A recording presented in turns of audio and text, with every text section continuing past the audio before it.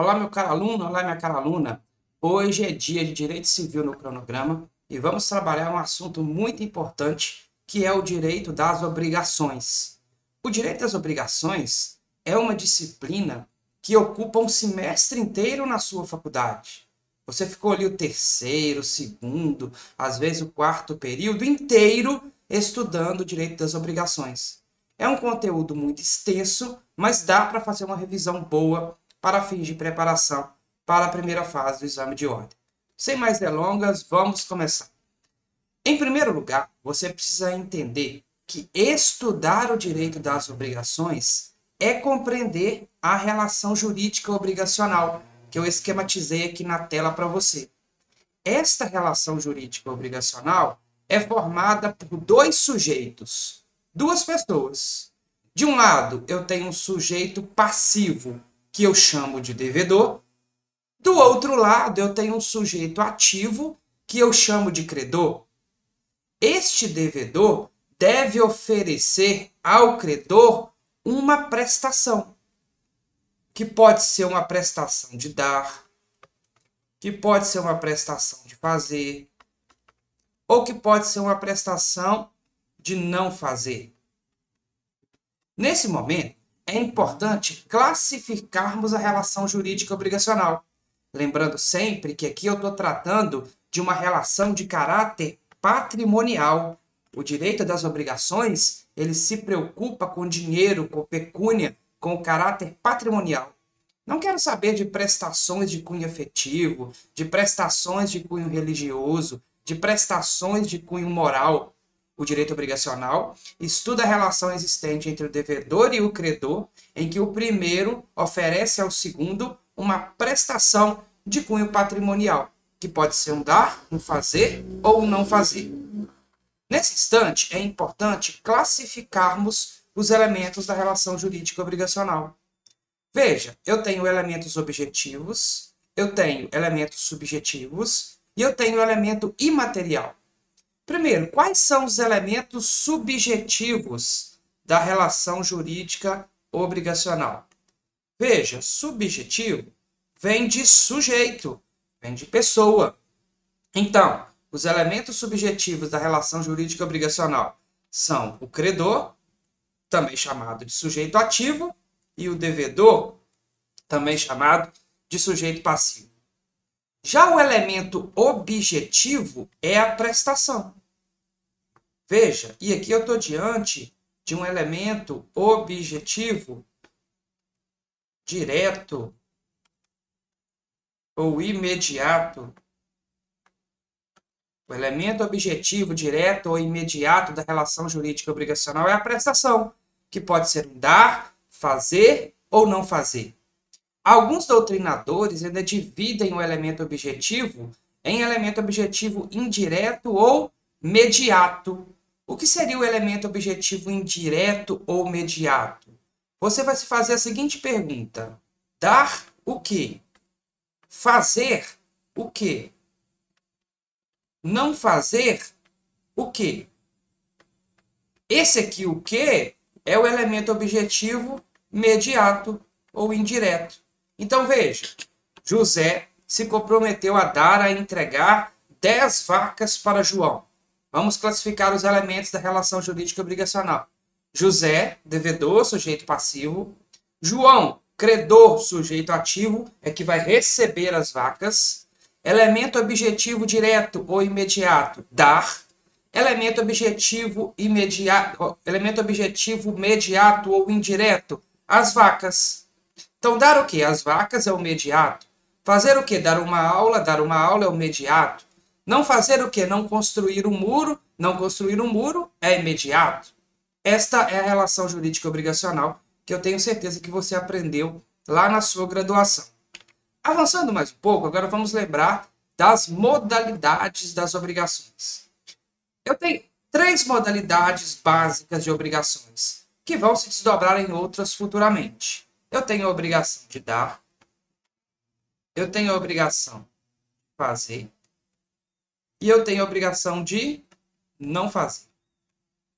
Não preciso nem te avisar que é para você do lado de lá, está aí com o seu roteiro, com o seu material, fazendo as anotações para lembrar desse conteúdo no dia da primeira fase do exame de ordem. A obrigação de dar, por sua vez, ela vai se subdividir em dar coisa certa e dar coisa incerta. Nós vamos estudar nessa aula cada uma das modalidades das obrigações. Em primeiro lugar, antes de começar com a obrigação de dar, vamos relembrar que a doutrina faz uma classificação interessante aqui. A obrigação de dar, seja na modalidade de dar coisa certa ou na modalidade de dar coisa incerta, elas são obrigações positivas. Como assim, professor, elas são obrigações positivas? Perceba, para que o devedor faça o adimplemento da obrigação de dar e de fazer, ele precisa agir. É necessária uma ação. Por isso que é positivo. Dar coisa certa, ele tem que ir lá entregar ou restituir alguma coisa. Dar coisa incerta, ele vai ter que dar ou restituir alguma coisa indeterminada. Fazer, ele tem que ir lá dar uma aula, construir um muro, fazer uma casa, é uma atividade. Por outro lado, a obrigação de não fazer é uma obrigação negativa. Porque ela traz no seu bojo uma abstenção. O devedor cumpre uma obrigação de não fazendo, se abstendo, ficando quieto, não fazendo nada. Por exemplo, uma obrigação de não revelar segredo de empresa. Uma obrigação de não parar o carro em determinada vaga em um condomínio. Veja, são abstenções, são atos negativos. Fecha comigo. A única obrigação negativa dentre as modalidades é a de não fazer. A obrigação de dar, seja coisa certa ou coisa incerta, e a obrigação de fazer são obrigações positivas. Essa classificação pode cair lá na sua primeira fase. Tudo certo? Vamos agora falar um pouquinho da obrigação de dar coisa certa.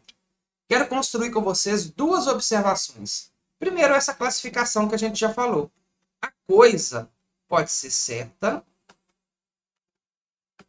ou a coisa pode ser incerta. O que é uma coisa certa? Uma coisa certa é uma coisa determinada. E quando eu falo que ela é determinada, eu vou ter o gênero, eu vou ter a quantidade e eu vou ter a qualidade.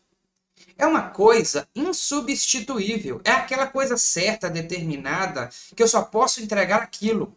Nos exemplos de prova, é o carro X, da marca X, com a placa tal, com o chassi número tal. A consequência de uma coisa certa é que o devedor não pode entregar uma coisa diversa e obrigar o credor a receber. Se eu fiz um contrato com você, que você tem que me entregar aquele carro, aquela moto da placa X, do chassi Y, é aquele carro, é aquela moto que você tem que me entregar. Você não pode me entregar um outro parecido, muito parecido. Não, a coisa certa é determinada. O credor tem direito a receber a coisa que foi pactuada. E ele não é obrigado a receber uma coisa diversa, ainda que ela seja mais valiosa. Por outro lado, na obrigação de dar coisa incerta, que a gente vai estudar depois, a coisa aqui, ela é indeterminada. Eu tenho na coisa incerta apenas o gênero e a quantidade. Aqui eu não tenho a qualidade. Por exemplo, comprometo a entregar para você 100 vacas da minha fazenda. Minha fazenda tem 1 milhão de vacas. Quais vacas? Destas 100, onde eu vou tirar estas 100 vacas da minha fazenda? Vai ser daquela raça específica? Vai ser daquela outra raça? Veja, eu só defino o gênero, vacas. Quantidade, 100.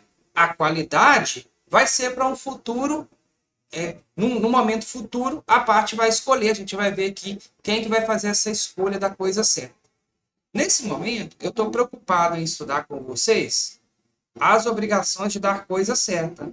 Essa coisa determinada, específica, o carro X, o cavalo de nome tal premiado, o boi reprodutor de nome tal também muito premiado, só a entrega destes é que cumpre a obrigação.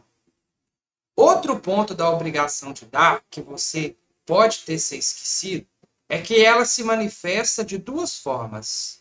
Eu tenho um dar na modalidade entregar e eu tenho um dar na modalidade restituir. Professor, qual é a diferença do dar na modalidade entregar e do dar na modalidade restituir? Galera, no dar na modalidade entregar, o dono da coisa é o devedor. Então veja, pode anotar aí no seu material. Imagine que José faça um contrato de compra e venda com Maria, por meio do qual Maria se compromete a entregar a ele um carro específico da marca X, da placa tal, do chassi número tal. Veja, é um dar entregar. Quem é o dono da coisa? É o devedor. É José que vai entregar para Maria, aqui no meu exemplo. José, como devedor, vai ter que entregar para Maria um carro da marca X, placa tal, chassi número tal. Por outro lado, a obrigação de restituir, ela traz uma ideia de empréstimo, seja comodato ou mútuo, e locação. Na obrigação de dar restituir, o dono da coisa é o credor. Então veja, Ana empresta o seu vestido para Maria ir a uma festa. Maria assume a obrigação de dar na modalidade restituir. Maria é devedora da obrigação, porque após a festa ela vai ter que restituir o vestido para Ana, que é a credora. Você precisa ter muito em mente isso, o dar entregar e o dar restituir. Porque lá no inadimplemento, quando a obrigação não for cumprida, que a gente vai ver daqui a pouco, as consequências vão depender. É um dar na modalidade entregar ou é um dar na modalidade restituir? Tudo bem? Antes de começar a falar do inadimplemento, só ressaltar esse artigo 233, que já caiu no exame de ordem. Tem uma questão aqui no cronograma para você fazer sobre ele. Veja o que ele diz. A obrigação de dar coisa certa abrange os acessórios dela, embora não mencionados, salvo se o contrário resultar do título ou das circunstâncias do caso. Veja, é a aplicação aqui dentro do Código Civil do princípio da gravitação jurídica, em que o acessório acompanha o principal. A questão da FGV tratava de uma compra e venda de um animal, de uma vaca que deu cria. Veja, a cria é um fruto, é um acessório do principal, a vaca. E você precisava marcar para a FGV que no silêncio do contrato, o negócio envolveria tanto a vaca quanto o acessório, que é o bezerro, que é a cria daquela vaca. Esta é a regra. O acessório acompanha a coisa certa e abrange tudo. Na hora que eu faço um contrato de obrigação de dar, eu presumo que a parte está adquirindo tanto o acessório quanto o principal. Cuidado, como estamos no direito civil, as partes são livres para contratar e ajustar os elementos do contrato. Logo, se o contrário resultar do título do contrato ou das circunstâncias do caso, é possível afastar o princípio da gravitação jurídica. Veja, eu faço um contrato com você e coloco uma cláusula que na venda daquele animal eu estou vendendo só a vaca e não o bezerro. Tudo bem? Agora chegamos em um dos pontos mais importantes e mais caidores na primeira fase do exame de ordem. O inadimplemento das obrigações de dar coisa certa. O que é inadimplemento? Inadimplemento é um não cumprimento. Estaremos diante de uma situação em que o devedor vai descumprir a obrigação e não vai ter condições de dar a coisa certa. Em primeiro lugar, nós precisamos relembrar que esse inadimplemento ele vai poder se manifestar de duas modalidades. Através da perda ou perecimento, que são sinônimos. A coisa certa vai se perder ou vai perecer, ou então através da deterioração. A coisa certa vai aqui se deteriorar. Qual que é a diferença, professor, da perda, perecimento para deterioração? Na perda-perecimento, eu tenho uma inutilização total da coisa. Inutilização total da coisa. No exemplo, é um carro, por exemplo, que deu perda total, que não tem mais como aproveitar. É um cavalo da marca, da raça X, de nome tal, único, específico, certo, que faleceu, que morreu. É uma inutilização total. Não tem como mais utilizar aquela coisa certa. Já a deterioração é uma inutilização parcial. A coisa certa perdeu seu valor, que ela foi deteriorada, mas ainda é possível utilizá-la. É um carro, por exemplo, que perdeu uma roda. É um carro, por exemplo, que teve alguns arranhões na sua lateral ou na sua parte dianteira. É um cavalo, por exemplo, que machucou, mas ainda está vivo e vai se recuperar. Veja, perda, perecimento, inutilização total. Deterioração, inutilização parcial. Ainda é possível aproveitar a coisa.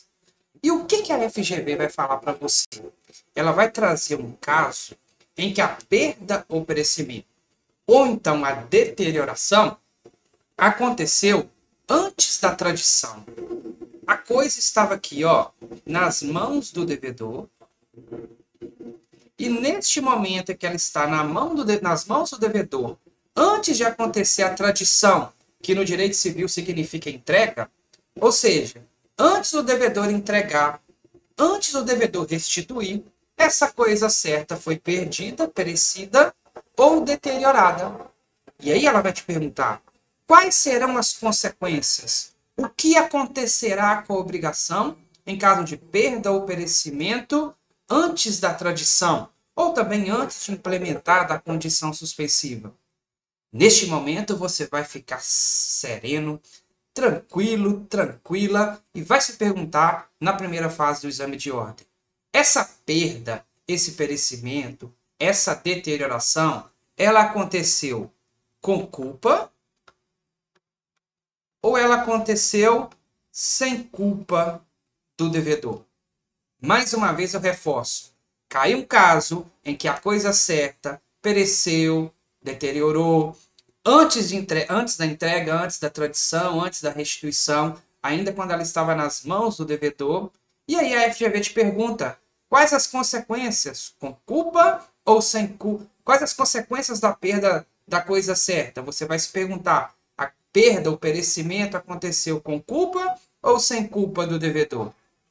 Toda vez que você chegar à conclusão que a coisa certa pereceu com culpa do devedor, e aí eu estou falando aqui de uma culpa em sentido lato sensu, em sentido amplo, que envolve tanto a culpa em sentido estrito, que é a imprudência, a negligência e a imperícia, como também o dolo. Então, se a coisa certa pereceu com culpa do devedor, ou deteriorou com culpa do devedor, você sempre vai adicionar perdas e danos. Essa é uma regra básica do direito das obrigações. Pereceu, deteriorou com culpa, perdas e danos. Pereceu, deteriorou sem culpa, não tem perdas e danos. Vai ser a aplicação do princípio res perit domino. A coisa se perde para o seu dono. Se não houve culpa, quem vai sofrer o prejuízo é o dono da coisa, já que eu só posso responsabilizar o devedor da obrigação quando ele tiver agido com culpa na perda ou na deterioração. Vários são os artigos que trazem essas consequências. Eu fiz um esquema aqui super direcionado para a prova do exame de ordem, para fazer você lembrar lá na hora da questão e marcar a alternativa correta. Veja, eu tenho a perda da coisa na modalidade entregar. Eu tenho a deterioração da coisa na modalidade entregar. Depois o código trata da perda da coisa na modalidade restituir e na deterioração da coisa na modalidade restituir. Quais serão as consequências? Vamos começar. Perda da coisa na modalidade entregar. Primeiro, sem culpa do devedor nessa coluna e depois com culpa do devedor na segunda coluna. O artigo 234 trata das duas situações. Vai marcando ele aí no seu código. se a coisa certa se perder sem culpa do devedor, resolve a obrigação. Como assim, professor, resolve a obrigação? Extingue a obrigação. O devedor nada mais tem que entregar para o credor e nenhum pagamento o credor tem que fazer também para o devedor. É claro que se esse credor tiver adiantado o pagamento e a entrega da coisa tiver sido avançada para um momento futuro, ele tem que devolver o dinheiro. Então imagine um exemplo. Eu faço um contrato com você que eu tenho que te entregar um boi da marca da raça X, de nome tal, super premiado, coisa certa. Você me paga adiantado R$ 1.000.000 por esse boi. Eu combino com você que eu vou entregar esse boi daqui a 3 meses. Acontece que um raio, um evento da natureza, mata esse boi. Veja, perda da coisa certa sem culpa do devedor. Eu não tenho culpa que o raio atingiu o boi. Nessa situação, resolve a obrigação. Eu não tenho que te entregar outro boi, nenhum outro no lugar dele. Você também não me deve mais nada. Como eu recebi esse dinheiro, devido ao fato que o Código Civil veda o enriquecimento sem causa, o enriquecimento ilícito, eu tenho que te devolver o dinheiro. Então, o devedor devolve para o credor aquele adiantamento, aquele dinheiro, e a obrigação está resolvida. Por outro lado, se a coisa certa se perdeu com culpa do devedor, imagine que eu deixei a porteira aberta, o boi fugiu, foi atropelado e morreu. Eu não dei a ração devida para o boi, ele morreu. Eu deixei o boi com fome, ele faleceu. Não dei o remédio devido, o boi veio a óbito. Veja, teve culpa do devedor. Nessa situação, este devedor deve pagar o equivalente, que é aquele valor recebido pelo boi, mais a indenização de perdas e danos. Veja, sem culpa não tem perdas e danos. Com culpa, tem perdas e danos. Artigo 234 trata da perda da coisa na modalidade entregar sem culpa e com culpa do devedor.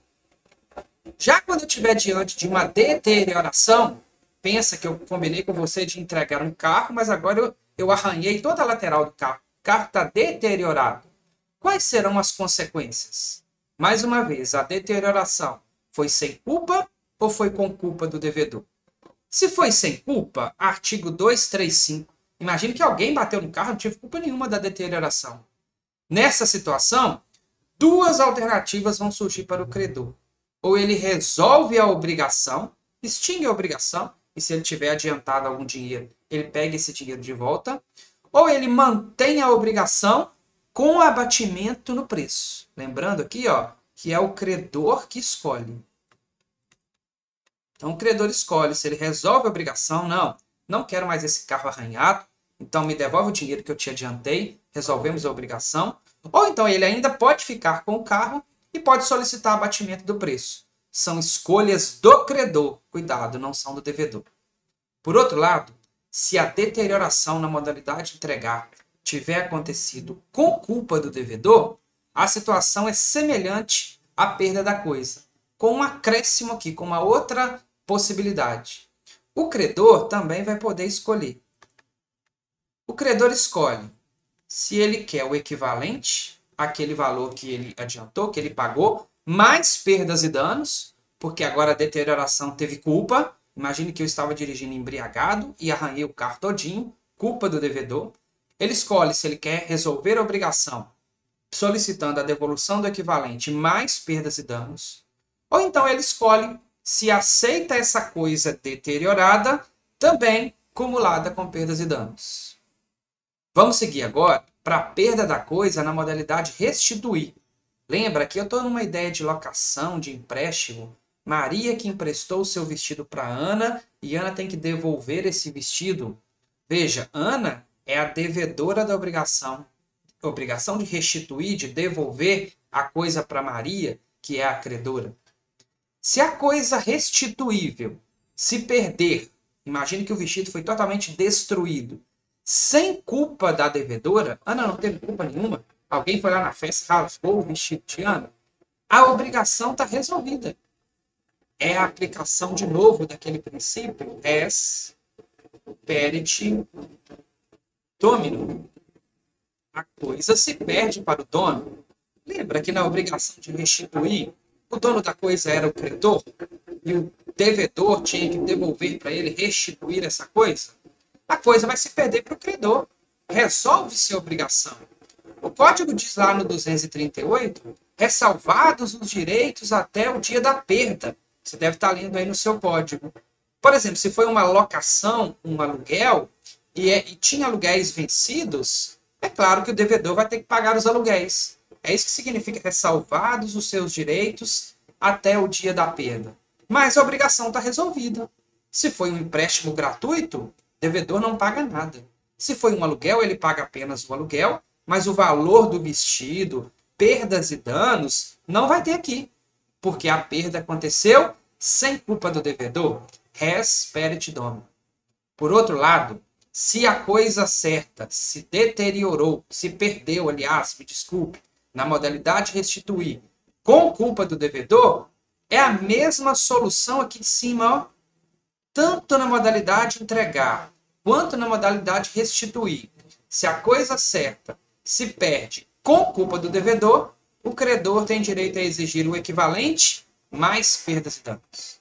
E por fim, a última possibilidade, na modalidade restituir, ocorre uma deterioração. Pensa que o vestido teve uma inutilização parcial, mas ainda é possível utilizá-lo. Nessa situação, se a deterioração na modalidade restituir aconteceu sem culpa do devedor, o credor recebe a coisa sem indenização. Mais uma vez, res perit domino. Toma aqui o seu vestido deteriorado, não tive culpa na deterioração, você vai recebê-lo do jeito que ele está. Res perit domino. A coisa se perde para o dono. Por outro lado, se a deterioração aconteceu com culpa do devedor, mesma solução da modalidade entregar.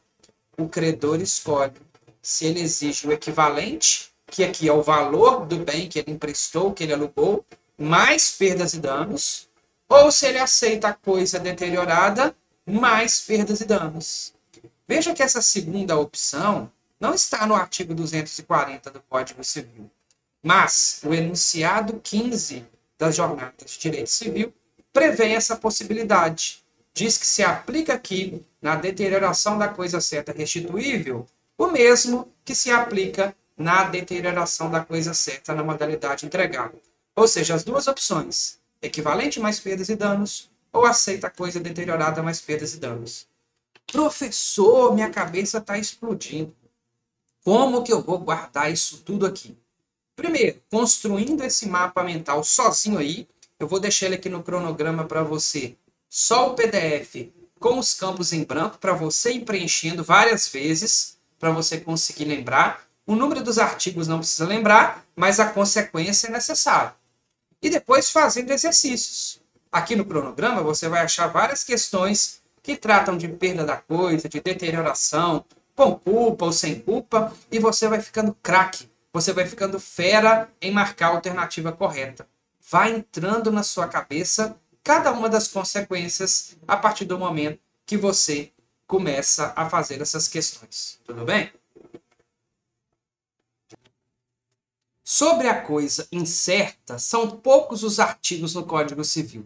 Artigo 243 até o 246. Vamos lembrar que a coisa incerta. Galera, coisa incerta é aquela definida apenas pelo gênero e pela quantidade. Gênero e quantidade. A qualidade vai ser definida no momento futuro. Ora, vou te dar 100 sacas de um café. Mas qual café? O café da marca A, da marca B ou da marca C? Vou te entregar 100 vacas. Mas quais vacas? Se na minha fazenda tem 100 mil vacas. Veja, é um contrato feito apenas indicando o gênero e a quantidade. Coisa certa, a qualidade é inexistente no momento inicial do contrato. No futuro, alguém vai fazer a escolha e vai definir a qualidade. E é justamente sobre essa escolha do futuro que vai tratar o artigo 244 do Código Civil, que você tem que marcar ele aí no seu código. Ele diz assim: nas coisas determinadas pelo gênero e pela quantidade, ou seja, coisa incerta, a escolha pertence ao devedor, se o contrário não resultar do título da obrigação. Então vamos parar aqui nesse ponto e vírgula. A FGV pode te perguntar isso. Coloca uma questão que as partes combinaram a entrega de uma coisa incerta. Só o gênero e a quantidade. E vai te perguntar: quem vai fazer a escolha da qualidade? Vai ser o credor ou vai ser o devedor? Olha, para você resolver isso, você vai lembrar da regra.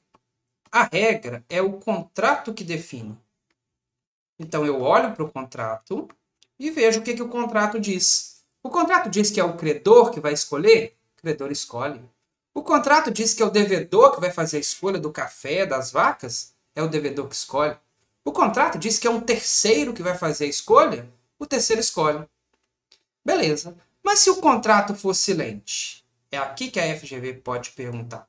No silêncio do contrato, quem faz a escolha das obrigações de dar coisa incerta é o devedor. Guarda para mim, no silêncio do contrato, quem vai fazer a escolha de qual cavalo, de qual vaca, de qual café que vai ser entregue é o devedor. Por quê? Porque este devedor é a parte mais fraca da relação jurídica obrigacional.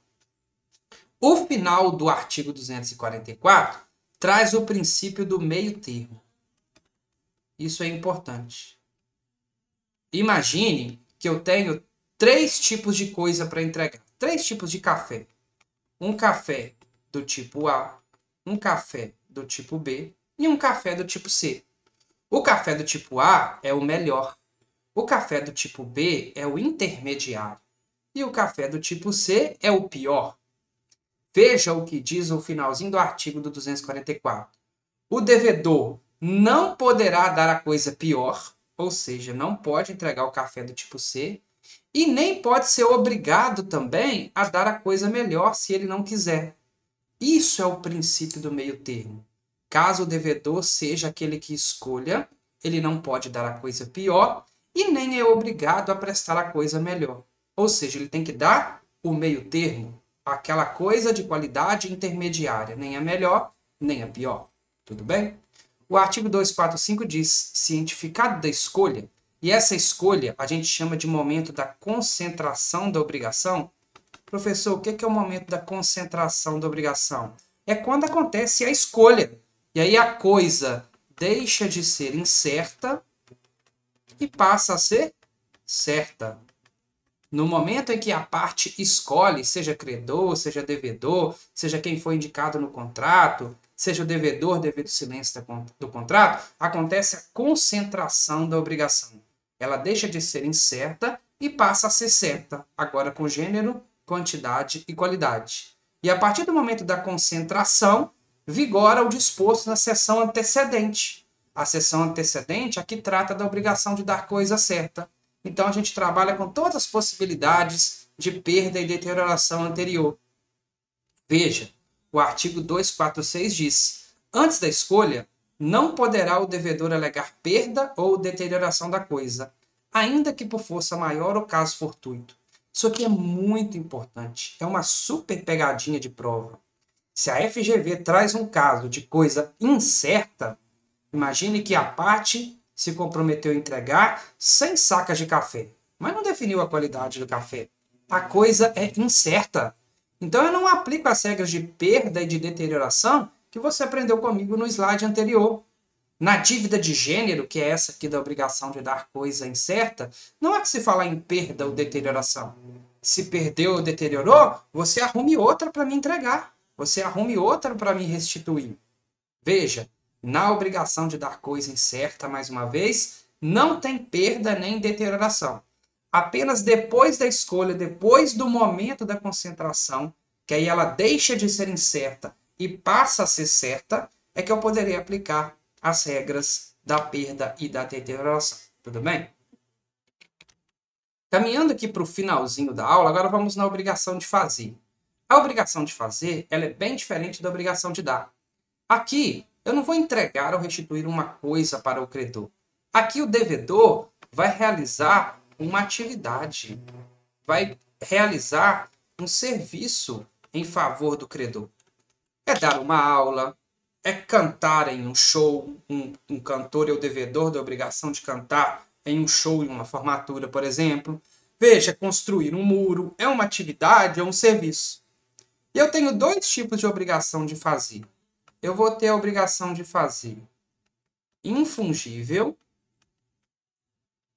ou também insubstituível ou personalíssima. E eu vou ter a obrigação de fazer fungível. Lembra lá da classificação dos bens? Um bem infungível é insubstituível. Um bem fungível é um bem substituível. Então, o que é uma obrigação de fazer infungível? É aquela que só pode ser feita por uma pessoa específica, só pelo devedor. Imagine que você contratou o show de um cantor famoso. Esse cantor famoso não conseguiu comparecer naquela data. Veja, não tem como eu pedir outra pessoa para executar, porque eu estarei diante de uma obrigação de fazer infungível, insubstituível, personalíssima. Por outro lado, eu posso ter obrigações de fazer fungível, substituíveis. Eu contrato o José para construir um muro na minha casa. Se o José não constrói esse muro, qualquer outra pessoa que tenha técnica também pode construir esse muro. Eu contrato alguém para ministrar aulas de direito civil. Se esse professor não ministra a aula de direito civil, qualquer outra pessoa pode ministrar. Cuidado aqui comigo. Essa infungibilidade, que é a impossibilidade de outra pessoa realizar o serviço, ela pode surgir da natureza do bem, da natureza do serviço. Por exemplo, o show de um cantor é infungível por natureza, não tem como outra pessoa fazer aquele show do mesmo jeito, da mesma qualidade, mas pode surgir também a infungibilidade por acordo entre as partes. Imagine que eu faço um contrato com você de dar aulas, que só sirva eu para dar aula para você. Veja, uma obrigação de fazer que a priori era fungível, qualquer pessoa poderia dar aula, se tornou infungível por força do contrato, pelaquela cláusula que diz que somente eu poderei ministrar aquelas aulas para você. Beleza, professor, mas qual que é a importância de eu dividir a obrigação de fazer em infungível e infungível? A importância está justamente no inadimplemento. Se acontecer o inadimplemento, se o devedor deixar de fazer, quais serão as consequências? Se eu tiver diante de uma obrigação de fazer infungível, insubstituível, eu terei um tipo de consequência. E se eu tiver diante de uma obrigação de fazer fungível, eu terei outra consequência. Em primeiro lugar, você vai se perguntar: o inadimplemento, o não cumprimento, o devedor deixou de fazer, com culpa ou sem culpa dele? Artigo 248. Se a prestação de fato tornar-se impossível sem culpa do devedor, você já sabe, resolver-se-á a obrigação. Se não tem culpa, não coloque perdas e danos. Resolve a obrigação. Recebeu algum valor adiantado? Devolve devido à vedação do enriquecimento ilícito. Agora, se a prestação não foi feita, o fato, a atividade não foi realizada por culpa dele, você também já sabe que eu acrescento perdas e danos. A diferença está justamente aqui. Quando o inadimplemento acontece com culpa do devedor, se a obrigação de fazer for infungível, artigo 247. A única possibilidade que o credor vai ter é resolver a obrigação em perdas e danos, já que ele não vai conseguir pedir ao juiz para ele mesmo fazer ou um terceiro executar a atividade, já que o fazer é infungível. É claro que ele também pode pleitear a execução forçada do contrato, tentar pedir ao juiz a aplicação de astrentes, de multa, para obrigar o devedor a fazer. Mas a solução mais prática é a resolução da obrigação com indenização em perdas e danos. Por outro lado, se a obrigação de fazer for fungível, ou seja, substituível, outra pessoa puder realizá-la, além dessa possibilidade de resolver o contrato em perdas e danos, ou de solicitar a execução forçada do contrato também com perdas e danos, abre-se uma nova possibilidade. Como fazer é fungível, qualquer outra pessoa pode realizar a atividade, o devedor pode querer, pode solicitar que o fato seja executado por terceiro e o credor vai mandar executar essa obrigação, esse fazer, às custas do devedor. Então, veja, você não fez, você não foi lá em casa construir um muro, eu vou determinar que um terceiro faça um muro, porque é uma obrigação de fazer fungível, e você vai pagar esse terceiro, porque você teve culpa aqui no caso, sem prejuízo das perdas e danos, né, da indenização cabível. Então, quando eu estiver diante de uma obrigação de fazer fungível, surge uma terceira possibilidade para o credor. Ele pode solicitar que um terceiro faça no lugar do devedor, às custas do devedor. É claro que o caput do artigo 2249 trata de uma situação que demanda, que reclama, que exige uma decisão judicial. O credor não pode simplesmente contratar outra pessoa, pedir essa pessoa para fazer e cobrar do devedor. É necessária uma decisão, uma ordem do juiz para que isso possa acontecer. Porém, o parágrafo único traz uma exceção. No parágrafo único, dispensa-se a decisão judicial. Dispensa-se a decisão judicial. Em que situação isso ocorre? No caso de urgência. Imagine que se o muro não for construído, minha casa vai cair. É urgente. Posso esperar uma decisão judicial. Nesse caso, na urgência, pode o credor, veja, independentemente de autorização judicial, executar ou mandar executar do fato, sendo depois ressarcido. Então, antes de entrar com o processo, ele já executa ou manda alguém fazer e depois ele pede o ressarcimento. Então, regra, para que eu mande outra pessoa prestar o serviço no lugar do devedor, nas obrigações de fazer fungíveis, preciso de decisão judicial. Por outro lado, se eu estiver diante de um caso de urgência, aí eu não preciso. Posso mandar sem decisão judicial e depois eu peço o ressarcimento. E para finalizar a nossa aula, vamos falar da obrigação de não fazer. A obrigação de não fazer é aquela que revela uma abstenção. O devedor cumpre uma obrigação de não fazer, não fazendo, se abstendo, deixando de praticar alguma conduta. Por exemplo, eu posso citar para vocês um caso de não revelar segredo de empresa. Não revelar segredo de empresa. Você trabalha numa empresa que tem a fórmula da Coca-Cola. Você vai assinar um contrato com a obrigação de não fazer. O que é o não fazer? Não revelar o segredo da Coca-Cola. Posso dar outro exemplo para você também? Lá nos direitos de vizinhança, que você aprende nos direitos reais. As regras de direito de vizinhança, grande parte delas, trazem no seu bojo obrigações de não fazer. O vizinho não pode incomodar o outro, o vizinho não pode abrir janelas a menos de 1,5 metro do seu outro vizinho. Veja, todas as obrigações de não fazer estão inseridas ali no direito de vizinhança. Outro exemplo, imagina uma obrigação de não fazer que trata de um contrato. Eu tenho ali um contrato de aluguel, em que um apartamento alugado tem 2 vagas de garagem. Uma vaga de garagem A, uma vaga de garagem B.